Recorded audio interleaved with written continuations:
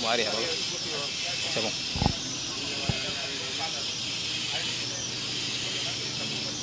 C'est bon. C'est bon. Bonjour. Bonjour. Alors aujourd'hui, vous êtes là devant la Cour suprême. Vous êtes là en tant que quelle qualité du forum justiciable ou un citoyen sénégalais? Bon, je suis venu en tant qu'un défenseur des droits de l'homme, en tant que société civile. Vous savez, dans ces genres de procès, on a l'habitude de faire du monitoring pour voir est-ce que tout se passe bien. Maintenant, ce qui est en train de se passer au niveau de la Haute Cour de justice, c'est une catastrophe.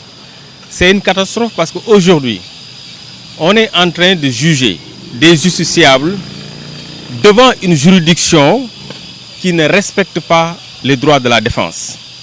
On est en train de juger un ancien ministre, le professeur Ismaïla Madior Fall, devant une juridiction qui n'est pas capable de lui garantir un procès qui est juste et équitable. Parce que tout simplement, au niveau de la Haute Cour de justice, le principe du double degré de juridiction n'y est pas consacré.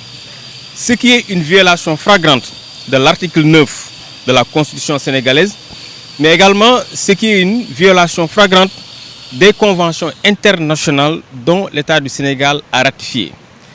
L'article 14, paragraphe 5 du pacte relatif aux droits civils et politiques dont nous sommes signataires, mais l'article 5 aujourd'hui donne la possibilité à chaque citoyen qui n'est pas satisfait d'une décision de justice de pouvoir saisir une juridiction supérieure, ce qui n'existe pas au niveau de la Haute Cour de justice. Mais également la Charte africaine des droits de l'homme et des peuples, effectivement, consacre le recours effectif. Donc aujourd'hui, comment on peut accepter au Sénégal qu'une juridiction pareille, la Haute Cour de justice, puisse juger des citoyens sénégalais sans que ces Sénégalais-là n'ont pas le droit de recours? Ça, c'est une catastrophe. Et le président de la République est interpellé au premier plan. Le président de la République, à son accession à la magistrature suprême, il avait convoqué les assises de la justice parce que tout simplement, il a constaté qu'il y a eu des manquements au niveau de notre système judiciaire. Donc comment le président de la République, son Excellence Bassirou Diomaye Diakhar Faye, peut accepter qu'une telle juridiction continue à exister?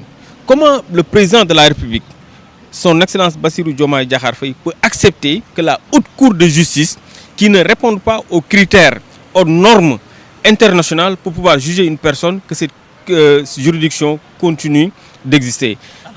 Alors, que préconisez-vous? La machine s'est emballée, les affaires sont pendantes et l'ancien garde des Sceaux sera peut-être, malheureusement ou heureusement, la première personnalité de l'ancien régime à être attirée devant cette juridiction. Oui, effectivement, la machine est déjà emballée, donc il sera très difficile de faire. C'est d'interpeller le premier président de la Cour suprême, qui par ailleurs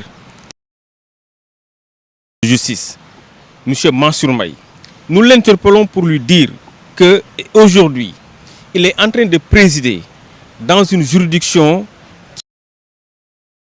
qui garantir les justiciables un procès qui est juste.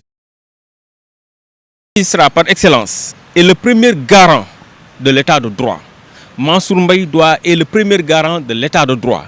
Il doit s'assurer que l'état de droit soit respecté. Et quand on parle de l'état de droit, on parle également des droits de la défense. L'état de droit suppose à ce que les justiciables puissent quand même être jugés dans des conditions qui répondent aux critères d'un procès qui est juste et équitable. Nous voulons également interpeller le procureur général près de la Haute Cour de justice pour lui dire effectivement, attirer son attention sur le fait que la Haute Cour de justice est une juridiction qui est dépassée.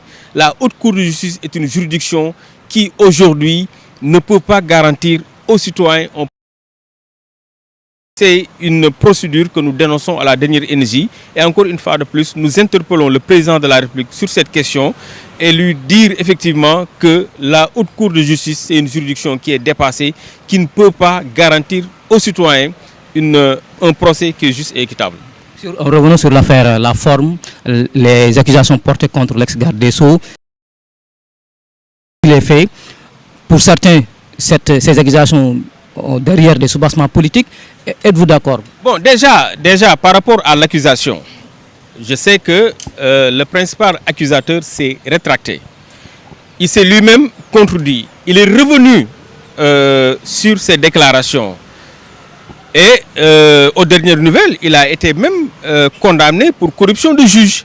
Donc aujourd'hui, l'accusation s'est complètement effondrée. L'accusation s'est effondrée. Moi, je pense qu'aujourd'hui, ce procès n'est qu'un procès de façade. Donc, je pense qu'à l'issue, en tout cas de ce procès, le professeur Ismaïla Madior Fall sera libre de toutes les charges dont il fait l'objet de poursuite. Alors, on va faire une petite digression concernant l'actualité. Le débat sur les caisses, les fonds secrets, fonds spéciaux. Tout à l'heure, dans un post sur X, vous répondez à Guy Marius Sagna sur les modalités, les conditions qu'on doit adopter pour une transparence et une équité pour les caisses et fonds secrets. Déjà, il faudrait que le peuple sénégalais comprenne que les fonds politiques, c'est l'argent du contribuable. Les fonds politiques, ce n'est ni l'argent du président de la République. Les caisses noires, ce n'est ni l'argent de l'ex-premier ministre Ousmane Sonko, ce n'est ni l'argent du président de l'Assemblée nationale. Les fonds politiques sont constitués des ressources des contribuables. Ce sont nos impôts qui aujourd'hui constituent les fonds politiques. Donc il faudrait qu'aujourd'hui, que les Sénégalais, et quand je parle des Sénégalais, je fais allusion aux commerçants qui payent ses battantes. Je fais allusion aux Jakartaman qui parfois payent ses contraventions. Je fais allusion aux mécaniciens. Je fais allusion à ce bas peuple qui participe à notre économie. Il faudrait que ces gens-là s'intéressent déjà à ces questions.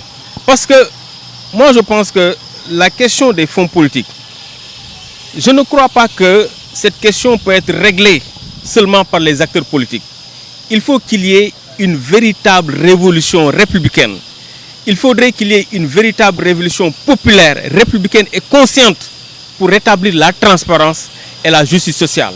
Au nom de quoi aujourd'hui on donne 1,770 milliard à un premier ministre, à lui seul de gérer, sans rendre compte? Au nom de quoi on peut donner plus de 8 milliards à un président de la République, qu'il gère cet argent sans rendre compte? Ça, c'est anormal. Et je pense que pour... Il y a des réalités, des raisons d'État qui poussent à une transparence limitée. Une transparence, ça je pense que c'est des techniques. Des raisons d'État. Non, ça c'est des techniques sur lesquelles ils s'appuient pour donner des calmants aux populations. La transparence doit être de mise. Le code de transparence dans la gestion des finances publiques impose aux États membres. Et je rappelle que l'État du Sénégal a adopté le code de transparence dans la gestion des finances publiques, qui est une directive de l'UEMOA.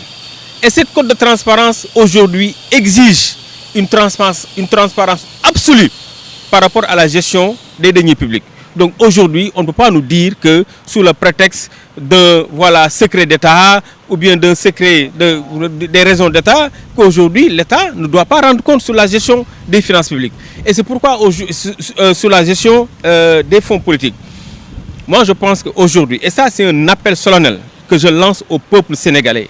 Peuple sénégalais, réveillez-vous. Il nous faut une révolution populaire, consciente et républicaine pour rétablir la transparence par rapport à la gestion des fonds politiques. Il nous faut une révolution populaire, consciente pour rétablir la justice sociale. Parce qu'il est inacceptable qu'ils